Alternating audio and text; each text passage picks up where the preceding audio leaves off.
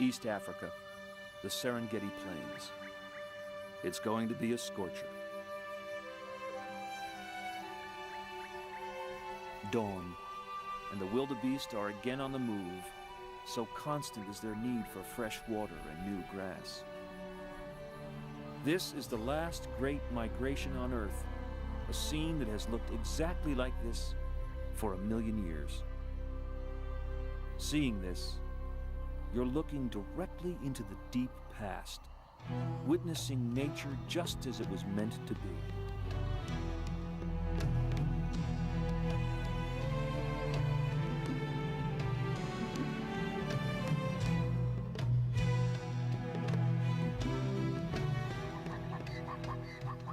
Geology and time created the perfect place here, an Eden for animals and evolution.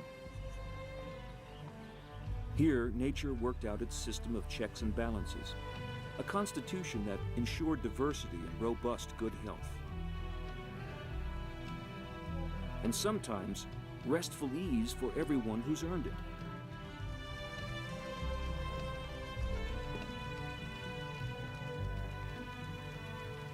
Almost unchanged today, this is the Serengeti, a national park near the border of Tanzania and Kenya, the size of Connecticut. There are about 3,000 Serengeti lions living in prides. At the heart of each is a core of females who raise the cubs. Each pride inherits a 50 square mile territory passed down through the lionesses. In this social network, the males have but two jobs: to procreate and protect. The restful ease we associate with predators has two causes. This is a sensible way to get through the heat of the day.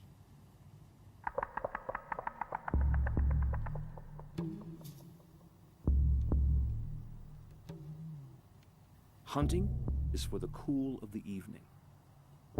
Daylight is the time for walking the boundaries of the pride's territory, marking its margins and daring rogue outsiders to enter. This is what it means to be territorial. Each pride stays home and waits for the great wildebeest herd to come in range. This is their country. Out of the mists of the past, a prehistoric relic with an uncertain future. Still, the lion gives them a wide berth.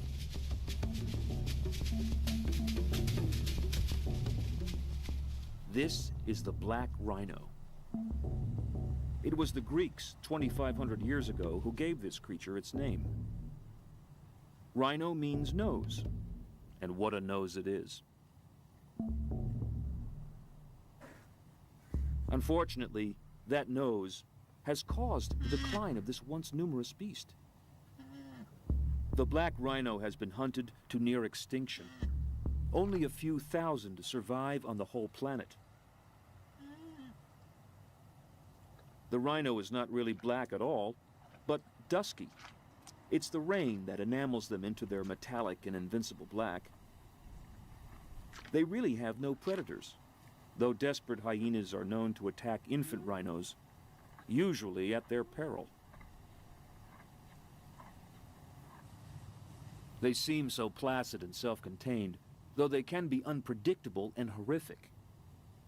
But plainly, that is their nature. It's why they have no predators. It's their stern presence that forestalls attack. This is the man-o'-war of the Serengeti.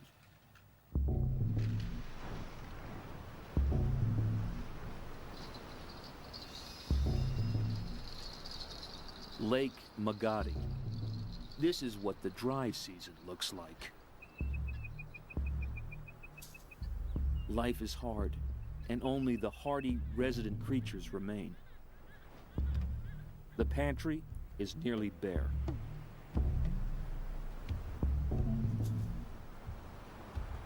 It's been a month since the last rain, and with daily temperatures over 100 degrees, water seems only a distant myth. But not for elephants, creatures who seem to thrive off their memories. They can find long-lost water, sometimes buried deep below the surface in waterlogged sand.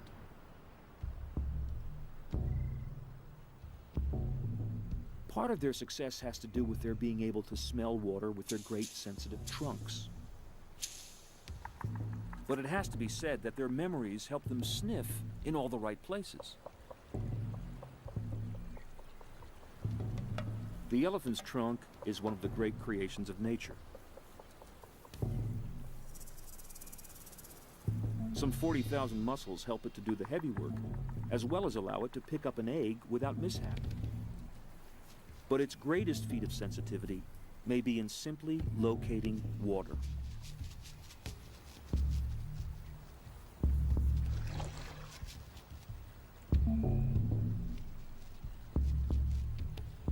Elephants have a great thirst, 40 to 50 gallons a day. They must find it or die. This rogue male, its single tusk, a tribute to a lifetime of struggle and strife, has found all the water he'll need for a while. For now, though, he must leave it to find food, the hundreds of pounds of grasses and shrubs his body needs each day. He'll be back.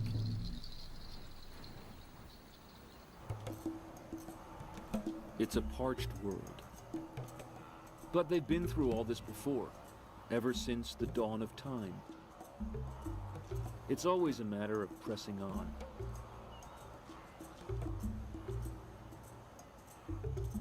Hard times are not without some benefit. Hardship pressures the herd, prompting them to cope, to learn from this demanding season. Now, not all of them will survive, but those who do will constitute a more enduring and fitter species.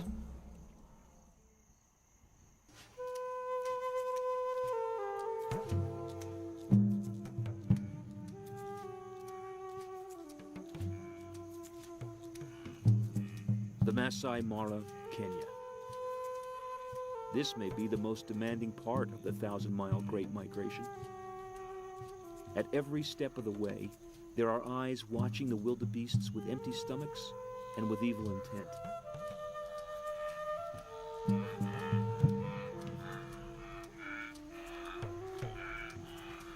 In a very real way, the herd itself is like one vast, fluid creature. These are animals made to prosper in a habitat without confinement, where the natural ebb and flow of migrating life provides all they will ever need.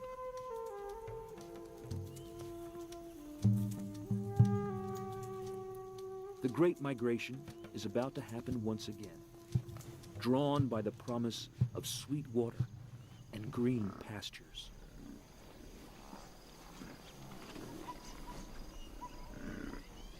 Zebra live in small family herds, one stallion and several females and their offspring. And they too travel with the wildebeest. There really is safety in numbers. Impala are the most graceful of the antelopes. Under attack, they bounce away in sharp zigzag patterns with amazing hang time, confusing their predators. Buffalo don't need to be either clever or athletic. They're one-ton bruisers. Lions need their protein, but it can be a costly meal.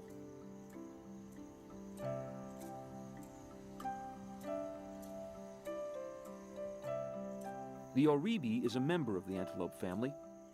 It's the animated eyes that gave these timid creatures their name. Again, the ancient Greeks said it best. Antel, bright, and optos, eyes. Antelopes, bright eyes.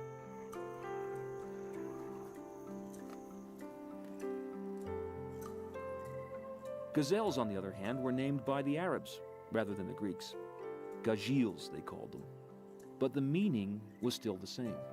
Bright eyes. This is the Thompson's gazelle, Tommy for short. Like all the members of the antelope family, Tommies depend on quick-twitch muscle response to escape from predators. Living in small herds, someone is always watching, always alert.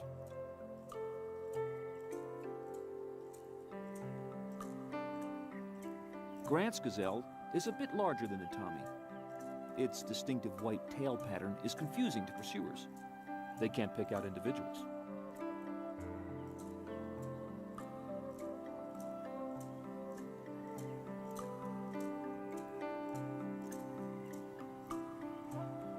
Among the largest members of the antelope family are the curious hartebeests with their long, stunned expressions.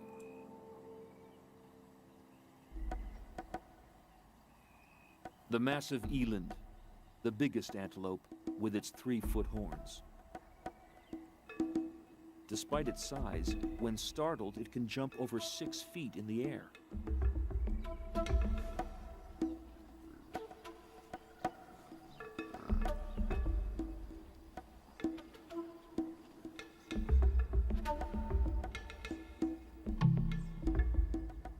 The little warthog can be a formidable foe. Its tusks are scimitar-sharp, and predators prefer to attack them from the rear as they are fleeing. Head-on, they're nothing but trouble.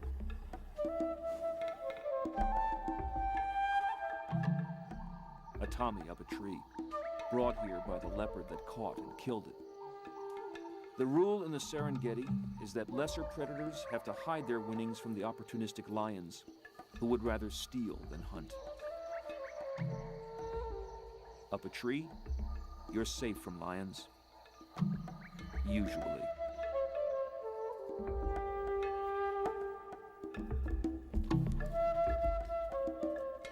Evolution has driven the giraffe to great lengths to allow it to browse the top of the acacia trees. Altitude is its environmental niche, a place where others can't graze. But it's not only height that giraffes have been blessed with, but prehensile lips and a tongue suited to grazing just the choicest green bits. And it's not just better access to food that height gives the giraffe, it's power too. Those long legs pack a nasty wallop. A mortifying blow to any big cat that might want to take a shot at all that giraffe protein.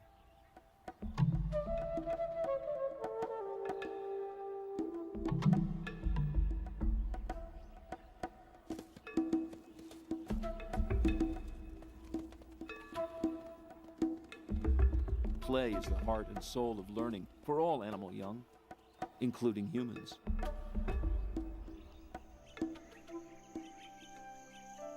Seeing a mother and calf reminds us that the Serengeti is about nurturing, not just about predation and blood. Most animals here are vegetarians. Still, even for the carnivores, life is mainly about parents protecting and teaching the next generation. Could they be more like us, really? The eyes are the windows to the soul, and when they peer at us, what is it they see?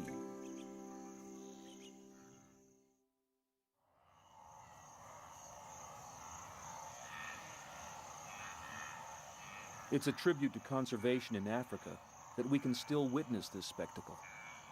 2 million wildebeest moving as one.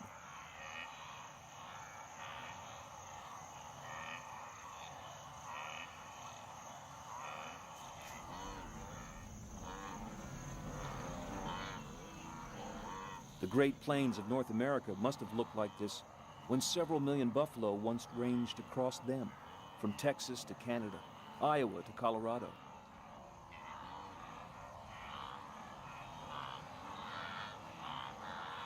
Those great herds, just like this, were a movable feast, plowing up and invigorating the earth with their hooves, fertilizing as they moved along, stirring up flights of insects for the birds.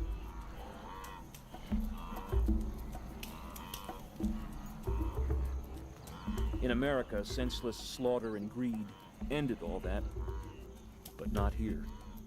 where the vast herd still winds its way as slowly and deliberately as ever.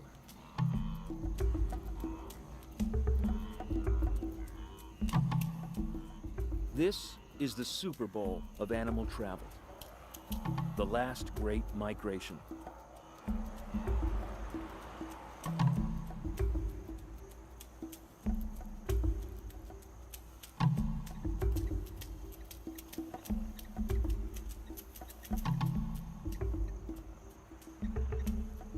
Even in the midst of all this potential food, there are other demands on a male lion.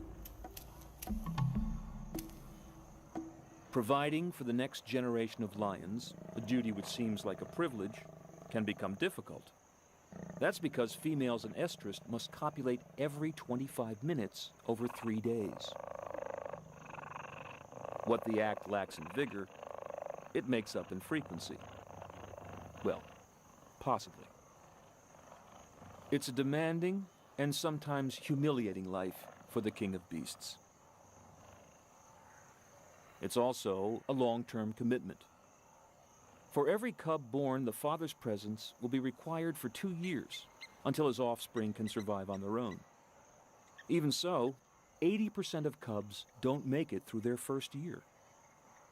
Meanwhile, the herd awaits the next attack. But there's little to fear from this pair today.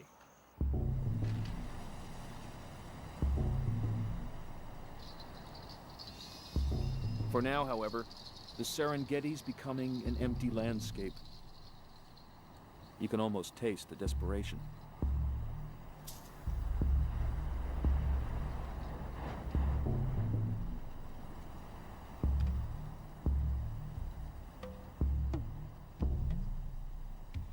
Predators, like lions, have fairly helpless and immobile young, which prevents them migrating to follow the feast. The survival odds are so slim for any of these cubs. Every day is a test of wills. Who will eat and who will not? Starvation, a lack of meat, is the foremost killer of the young. So that what appears romantically as an Eden before the fall is no peaceable kingdom at all. Which is why lions live communally. Living in groups and raising all the young together is an efficient way of ensuring the future. It also allows cooperative hunting, driving the herd into the waiting jaws of other pride females.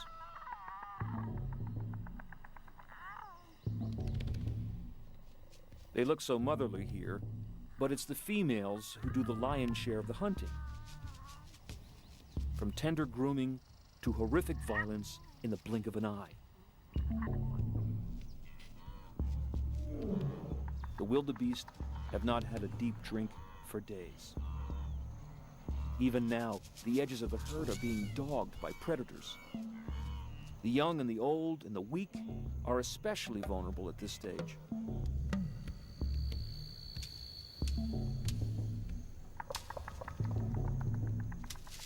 This carcass was downed by wild dogs. But a lion has sauntered in to claim the feast. It's what we mean by the lion's share. It means everything. Lions don't share.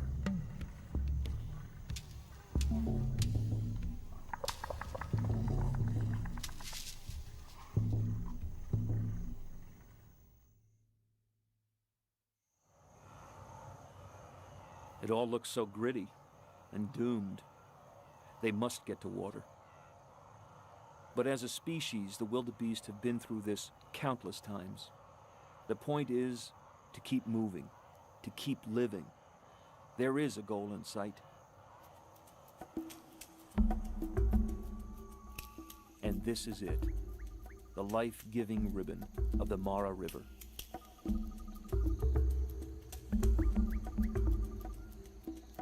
The Serengeti is a Maasai word that simply means the wide place. But fortunately, it's a wide place that's split by the waters of the Mara. It always flows with a bounty of cool water, making its confident way toward Lake Victoria.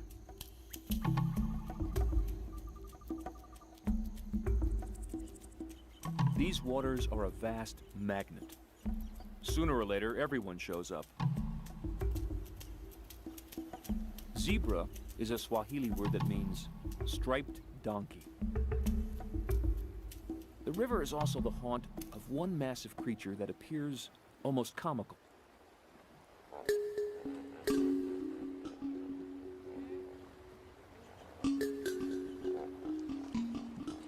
It's the huge 3-ton hippo with thick skin, cruel teeth and jaws, and the curious ability to urinate backwards. Retro-urination it's called, and it may be related to some evolutionary necessity for spreading its scent only behind it. They're not the most flexible of creatures. They have ears that can close when they submerge. They even copulate and give birth underwater. They can stay under for 6 minutes. According to African folklore, when God created all the animals, he asked the hippos where they'd like to live. In the cool rivers, said the hippos. But you'll eat all the fish, God replied. Then we promised to eat no fish. And they've kept their word. They're vegetarians. Hippos mostly spend their days submerged to avoid sunburn. But in the evening and at night, they come ashore to feed on hundreds of pounds of grasses. They're exclusively herbivores, though they are dangerous to man. More people are killed by hippos each year than by lions or crocs. The tragedy usually happens in the evening when people run into them in the tall riverside grasses. Lions rarely attack hippos, though they have been known to make off with a very young one. But lions have to be desperately hungry to attempt this meal. It can be costly. In the end, it's the consistent flow of the Mara River that makes hippo life possible. Not just because of its depths, but because it fosters lush grasses along its length. If this river ever failed, so would the hippos.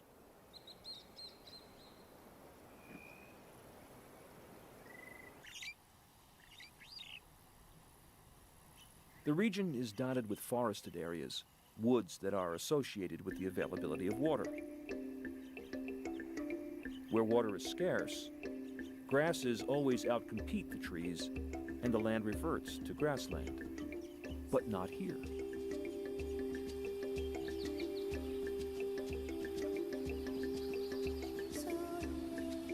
Water also creates vast wallows for the water buffalo. With water and plentiful grass, a buffalo can graze unconcerned. It fears nothing.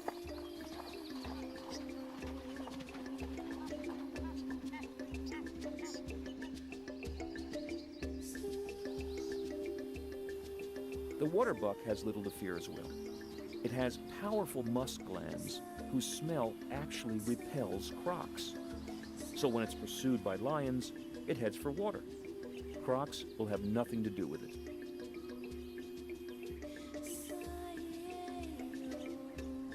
The forests were designed with monkeys in mind. Baboons live in troops to raise and teach their young, to cooperate in finding food, and to defend themselves. With their sharp teeth, they've been known to take infant leopards or cheetahs. Seeing these savanna monkeys, it's hard not to imagine our ancestors developing from the wide range of monkey life here.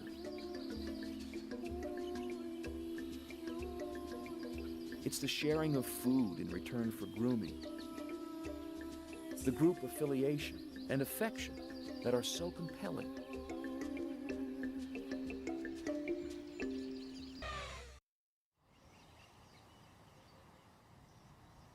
It's the water seeps that are so attractive. They promise refreshing drinks and perpetually green shoots. They also promise predators. For where there is water, there is meat. The trouble is, we too often concentrate on the stellar creatures, the lions and elephants, and neglect the lesser ones. The saddle-billed stork, the white pelican, the ibis, whose curved bill the Egyptians considered God's pen. A guinea fowl is not much of a meal. Still, it is known for uttering a harsh warning cry when a hungry cat is about. The Kori bustard will often stroll with the great beasts, scarfing up insects disturbed in their wake. It's a similar strategy to that used by the crowned crane.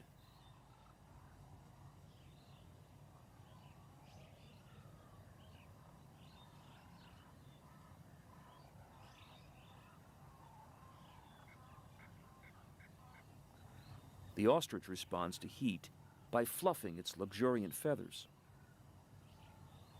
A fluffed ostrich is its own umbrella. The slightest breeze through its feathers carries off masses of heat.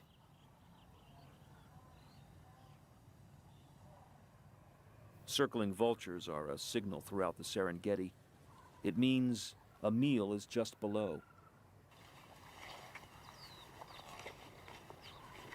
In this case, it's a pack of jackals on a wildebeest. They're constantly on guard for approaching scavengers.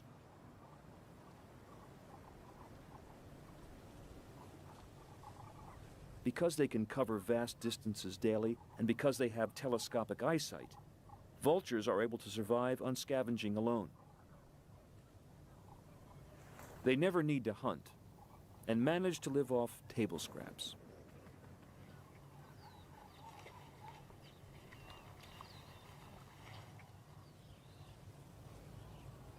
They're also fearless and casually land within a few feet of predators who could easily tear them to pieces.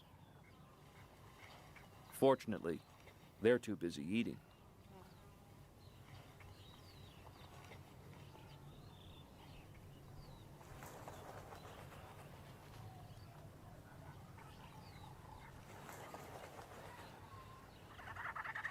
As more and more vultures gather, the carcass is reduced to the point where there are only a few jackal bites left.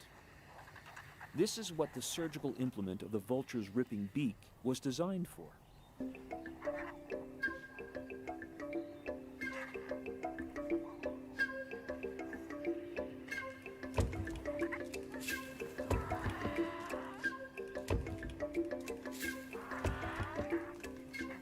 This looks like chaos, but in the crowd of vultures, Darwin's survival of the fittest is at play.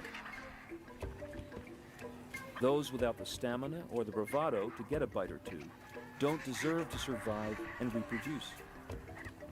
It's evolution at its most sensible.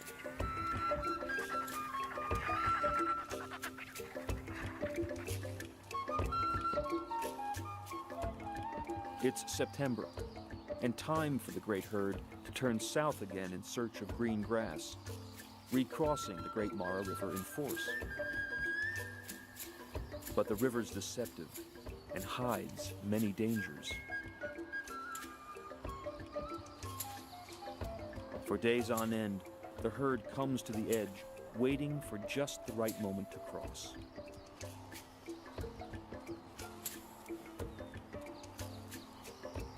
Plainly, the time is not right.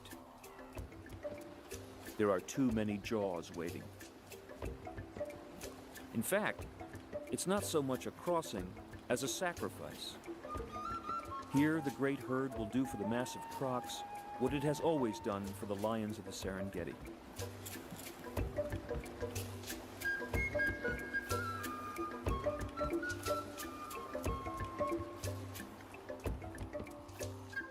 It's around water that the herd is most vulnerable. The wildebeests are all concentrated at the crossing point. Still, sooner or later, they must overcome their dread.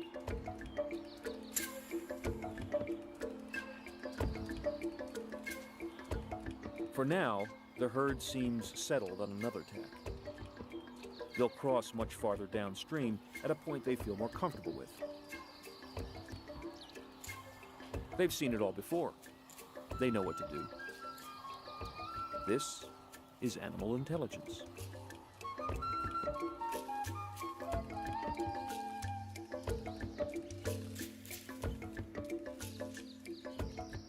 Anyway, if it gets too hot, there's many an obliging tree.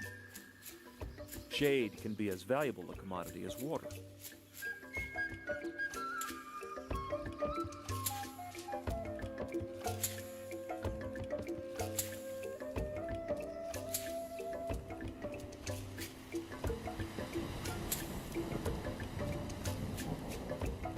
The blessing of water will transform the land and hasten the herds on their way. It's a reminder of the green shoots that await them in the south.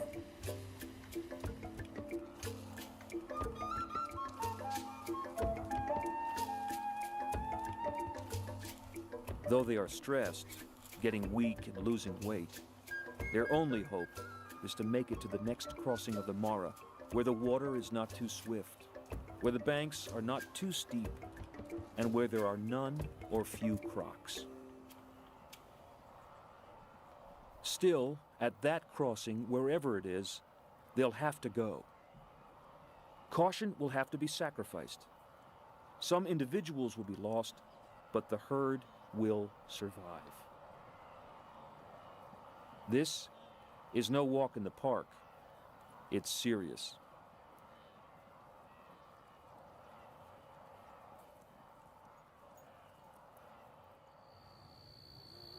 It's all one vast organism, the herd, predators, and the land. They all score off and depend on one another. It's a constant miracle how it all works out. And this is the scene of tomorrow's miracle, a baptism of fire.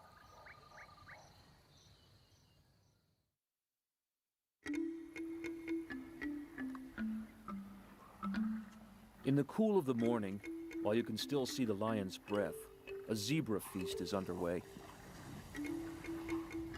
This hunt took place at night, and the carcass is halfway gone by sunup. The lions were waiting by the Mara for the wildebeests and came up trumps with a zebra who unluckily arrived well before the great herd.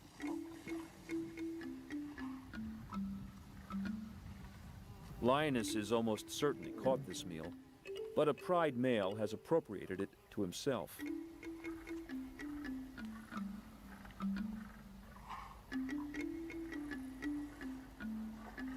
Luckily, there's more here than he can stomach, or he'd chase away all the females. There's plenty to share with the mothers and groomers of his cubs.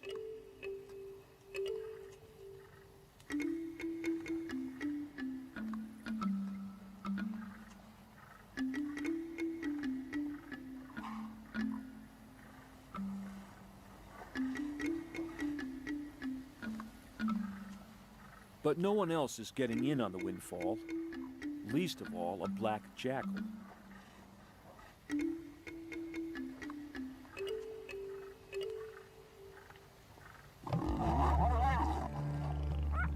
The big cats are exclusively meat eaters, and meat takes longer to digest and makes them feel slow, leaden, and tired. From the point of view of the herd, however, it's fortunate. A full lion will not be inclined to hunt for days.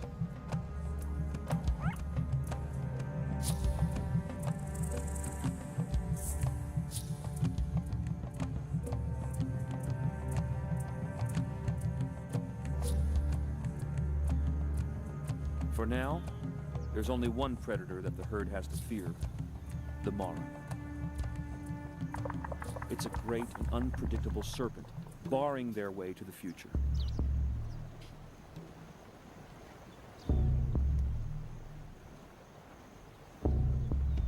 Today's watery passage is something to contemplate and consider very carefully.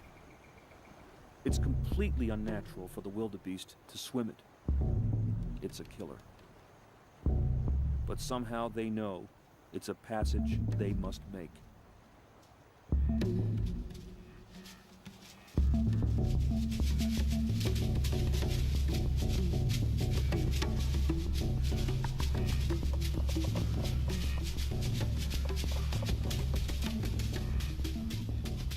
An hour after dawn, the first few pathfinders come to the river's edge to review the situation.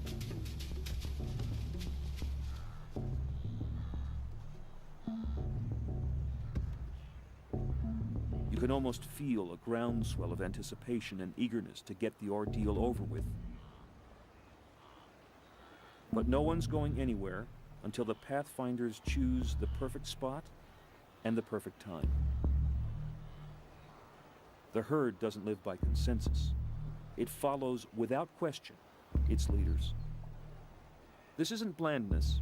It's behavior forged on the anvil of experience and evolution.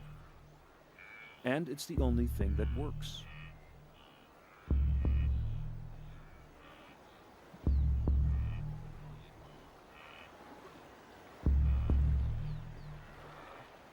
Finally, at 8:30 sharp, a pathfinder takes the plunge. There's no telling what currents or crocs await his bold move.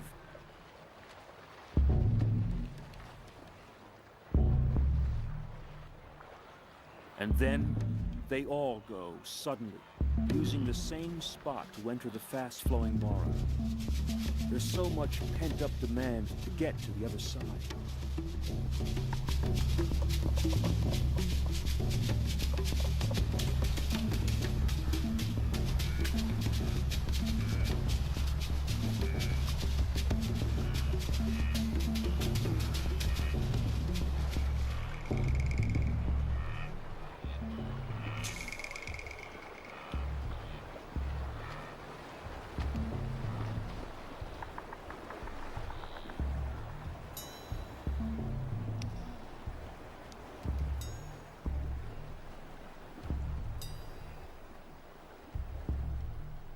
It's almost comically single file, as if discipline were the first thing on their minds. But what is really happening here is fear.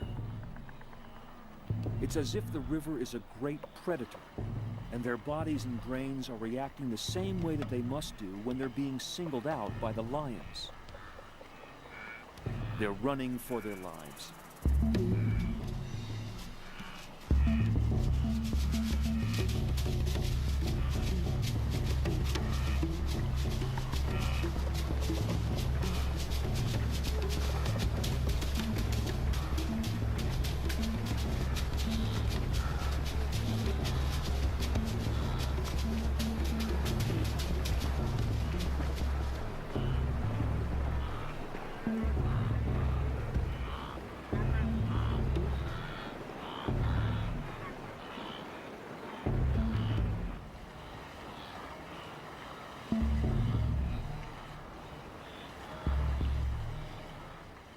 The herd is in the grip of their own adrenaline.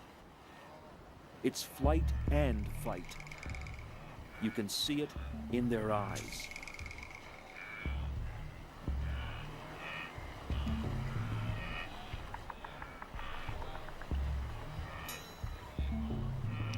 Much more of this and their hearts would explode.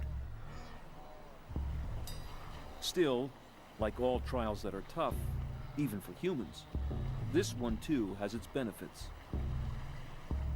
Wildebeest were created for this crossing.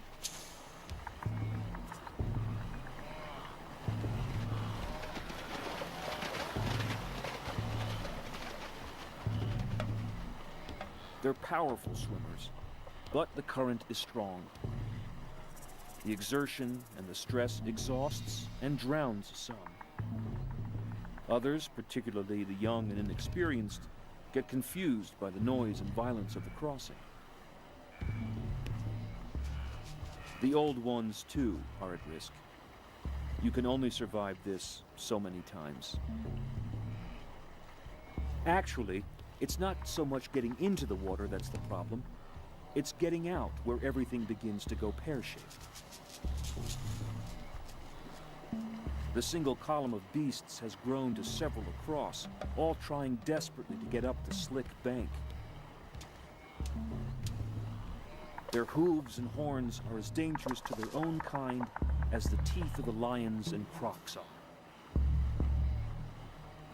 At this stage, all discipline is lost. The young and the restless hurl themselves headlong into the foam. Suddenly, their body chemistry has turned these docile and placid creatures into animal athletes capable of jumping 20 feet.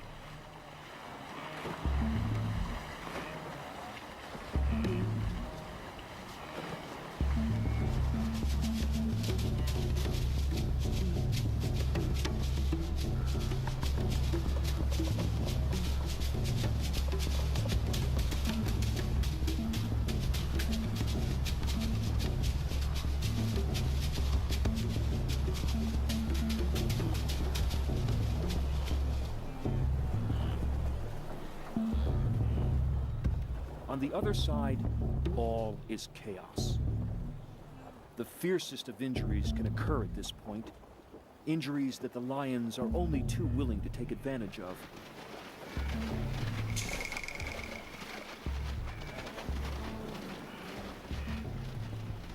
The irony is that wildebeest kill and injure more of their own kind on the far banks of the Mara than are ever dreamt of by the crocs and lions. But this, too, is a sort of evolutionary weeding out of the herd.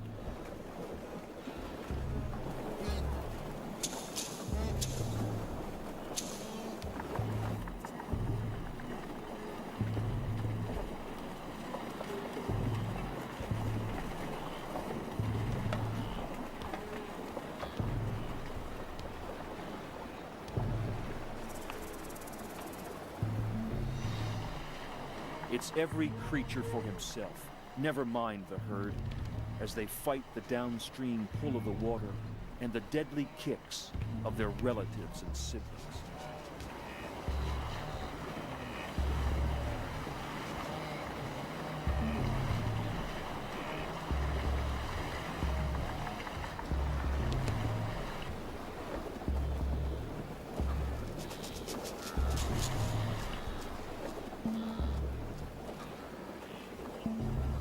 Certain points along the bank are destined to become boneyards. No one is escaping from here unless he or she tramples on the body of someone else.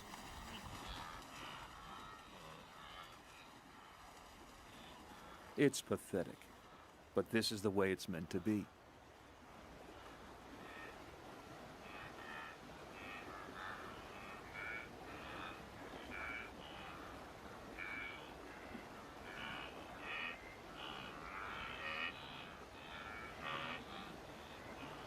Sometimes a disoriented calf will return to the wrong bank, looking for its mother.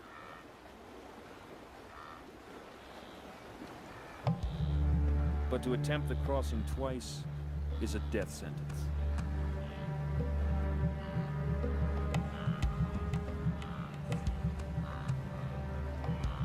Mothers have been known to do the same, seeking their calves. It usually ends up very bad.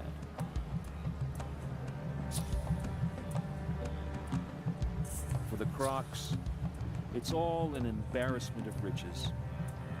They'll eat very well for some time.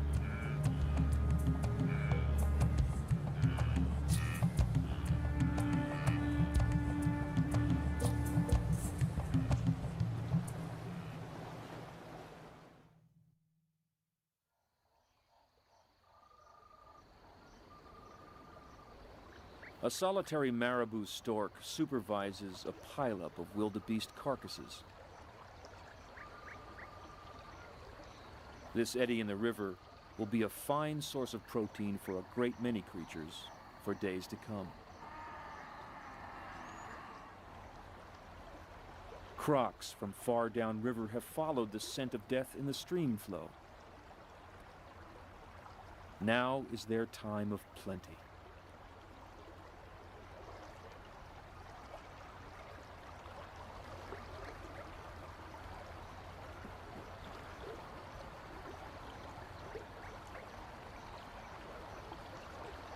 There are hundreds of wildebeest bodies in the river, but they will all be clean and disarticulated skeletons in a few days.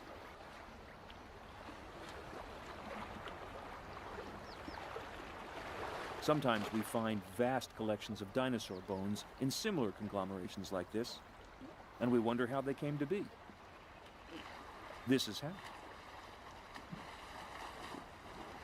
Come to the banks of the Mara, and you can see a recreation of life in the deep past.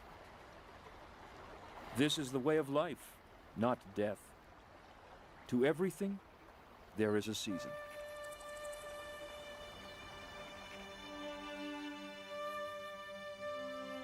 As the long day wanes, the Mara River flows calmly on, as if nothing has happened.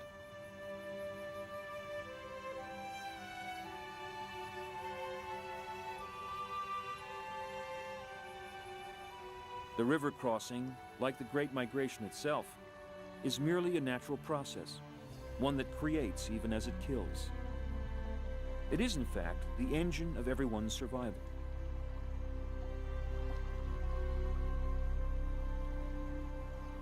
And so the wildebeest continue to forge ahead. They always have, and they always will, whatever the consequences to individuals. It's the herd that makes it all worthwhile.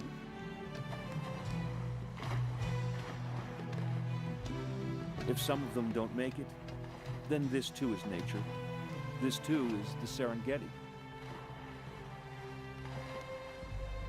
Amidst its demands, its brutality, even its neglect, there is a clear central drive here. A drive to make it all work out somehow.